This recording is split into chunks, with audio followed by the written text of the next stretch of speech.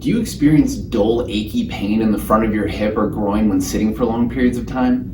Or maybe you feel a sharp pinching sensation with activities like going up steps or getting in and out of a vehicle? If you're experiencing symptoms like this, you may be dealing with a common condition that we treat here in the clinic known as femoral acetabular impingement, or FAI for short. I'm Dr. Connor Tovish with Whitefish Chiropractic, and in today's video, I'm going to talk a little bit about what FAI is, and then we're going to go through some tests and some home rehab exercises that you can try to relieve your symptoms. So to explain FAI, I'm going to use my hands to represent some of the relevant structures. So imagine that this is your hip socket or your acetabulum, and this is going to represent the upper portion of your leg or the head and neck of your femur. So these two come together, and surrounding the rim of the hip socket is a piece of cartilage tissue known as your labrum. And in the case of FAI, this tissue is typically being irritated by the upper portion of the leg repeatedly ramming into that hip socket. So as that upper portion of the leg or the head and neck of the femur keep running into the rim and that labral tissue causes some irritation of the labrum. Also oftentimes will cause irritation to this upper portion of the femur that keeps running into that rim. It's common for us to see FAI in our young athletic population, people who are running, jumping, squatting a lot, but it's also common for us to see FAI in our desk workers and our more sedentary populations, people who are just spending a lot of time with this upper portion of the leg pushed into the rim of the hip socket. So people can develop FAI in different ways, but the irritation to that labral tissue and the upper portion of the femur is typically what drives these painful symptoms. All right, guys, now that we've talked a little bit about FAI, before we just start throwing stretches and rehab exercises at the problem, we're going to run through some provocation tests, and we're actually hoping that one or two of these will reproduce your symptoms so that once you start working on your hip problem, we have some things to come back to see, one, are you improving? And two, we can keep checking these to monitor progress along the way. So the first one is just going to be a squat test or dropping into a squat. So go feet about shoulder width apart. And then we're going to drop into that squat. You're probably going to have to get relatively deep, at least 90 degrees to recreate that pinching sensation. So if you need to hold on to a door jamb or something like that to get deep enough, that's totally fine. But drop into the squat and see, does that recreate that sharp pinching sensation in the front of your hip? If it does, with this one and these next tests, kind of give yourself a grade on the pain on a scale of 1 to 10 so you can come back to it and see, are you improving? The next two tests I'm going to be laying on my back. First one is just a favor test. So we'll have you go on your back, and then you're going to go into kind of a figure 4 position. So cross this ankle over the opposite knee, and then try to keep your pelvis level, but just let your knee fall off to the side. And again, checking, does this recreate the symptoms that you feel in the front of your hip? Last one is going to be a Fadir test. So we're going to have you grab onto your knee, pull it up towards your chest, and then you're going to push it across towards the midline, trying to ram that upper part of the leg into the hip socket. So pull up towards the chest and push your leg across.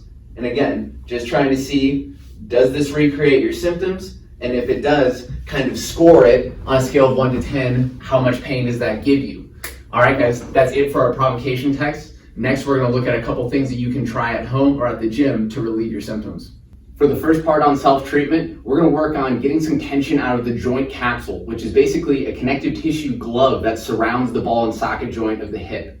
If the joint capsule itself gets too tight, that can contribute to some of these hip impingement problems that you're experiencing. So all you're going to need is a pretty thick resistance band. We're going to have you loop the resistance band around your front leg and get it up as high in the leg as you can comfortably. Then you're going to want to walk out a ways to where you can get quite a bit of tension on the band. We want the band to actually be slightly gapping the joint. So once you've got that tension, then we're just gonna drive the knee towards midline, hold here for about 2 to 3 seconds.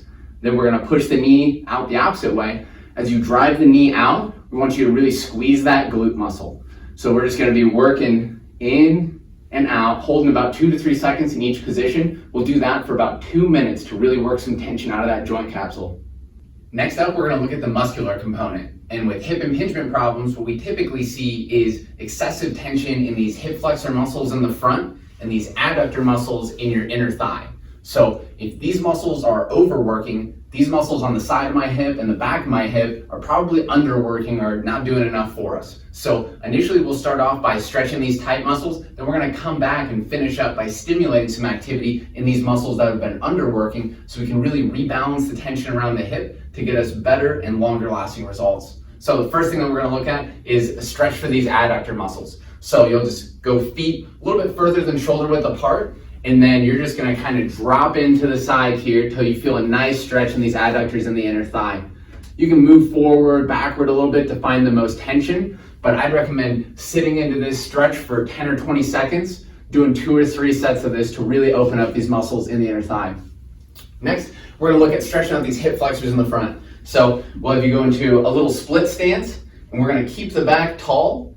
We're gonna start off by tucking your tail underneath, and then you're basically just gonna lunge forward until you feel a nice stretch in front of your pocket. Kind of touch this stretch and come out of it. I recommend doing 10 of these. After that, kind of the same thing, we'll lunge forward, then you're just gonna reach over and across, kind of pushing your pocket that way to really open up these hip flexors. I would do 10 to 12 of each of those. After that, now that we've stretched out our tight muscles, we're gonna come back to these underworking muscles. So we'll just have you grab a little elastic band, slip this guy around your knees. And the first exercise we're gonna do is a combination of a side bridge and a glute clam. So we'll have you go up on your forearm and your knee, keep the core tight here, and then you're just gonna push your bottom knee into the ground, bring this top knee up. Really squeeze those glutes and hold this for 3 to 5 seconds. I would recommend doing 2 sets of 5 on this.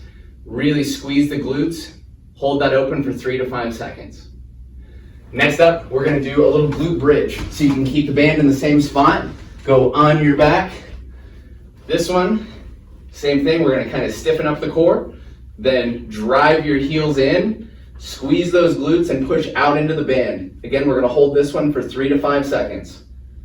Bring the knees back, come back down, come on up, squeeze those glutes. Same thing with this one. I'd recommend 2 sets of 5 on that. All right, guys, that's it for the muscular part.